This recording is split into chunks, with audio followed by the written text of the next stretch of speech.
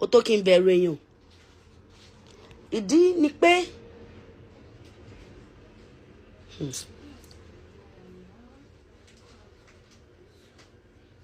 ikú ò ní pa mí láìpẹ́ ọjọ́. Ó di èèwọ̀.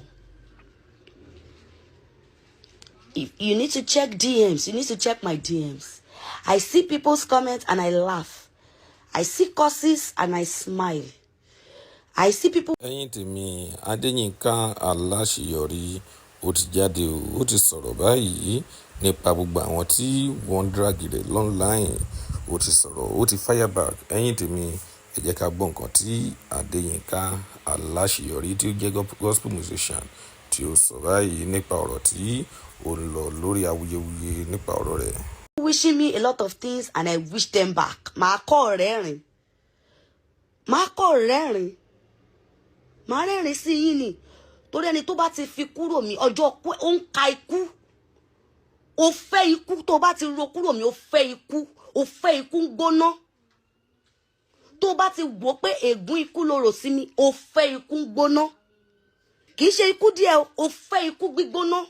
Tó bá wọ DM mi tó wá ń pa àwọn èèyàn tira pé kó máa gbàdúrà òdì lé mi lórí.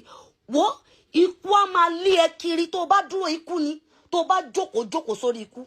Tó bá sọ̀rọ̀ sórí ikú. Don't come to my DM. Don't tell anybody anything about me for evil. Mi ò ní kú lẹ́nu. Àyànmọ́ mi ò ní kú. You come to people's DM, you wish them death. You come under their comments, you wish them death. Èwo ni lórí tèmi YINKA Alaseyori ẹ gbọ́ kẹ́ kọ́lẹ̀. Báwọn èèyàn kákàkiri bá ń pe ikú lé mi lórí. Kó gbóná ju ajere lọ. Áńgẹ́lì apanirun á máa lé wọn kiri. Bó bá jẹ́ wòólì, áńgẹ́lì apanirun àgbà odó lórí wọn á jẹ́ kó fà bà wọ́n láyà. Yes.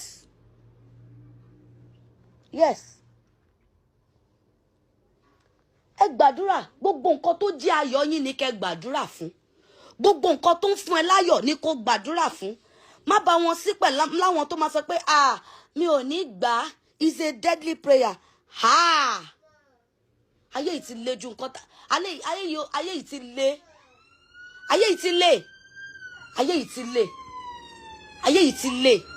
Ayé yìí ti burú. Hi. I cannot cry. I cannot cry.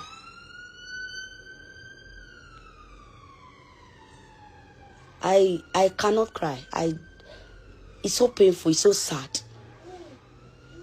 It's so sad and it's so painful. That ayé yìí, àwọn èèyàn ò mọ̀, you don't know what is going on. A whole lot of things behind the scene